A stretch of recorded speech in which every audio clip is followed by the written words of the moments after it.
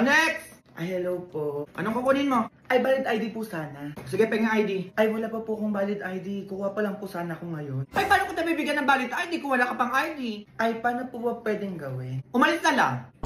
Sige na, ganun lang. Madami pa nakapila. Ay, ata, sungit nyo naman. Eh, nakikipag-usap ako sa inyo ng maayos. Eh, wala ka kang ID. Paano ko tayo bibigyan? Sige nga, mag-isip ka. Ay, ate, ganyan ba talaga kayo, ha? Binabayaran kayo dito para magsungit? Next! Ay, pa umalis. Ay, may balita pala ngayon. Oo. Babala sa mga masusugid Ay. at nakasimangot na empleyado po ng gobyerno, Oh. maaari kayo masuspindi at kayo matanggal sa trabaho. Ay! Narinig mo yan, te, masuspindi o di kaya matanggal sa trabaho. Eh, paano ba yan, te? Ang sungit mo ngayon.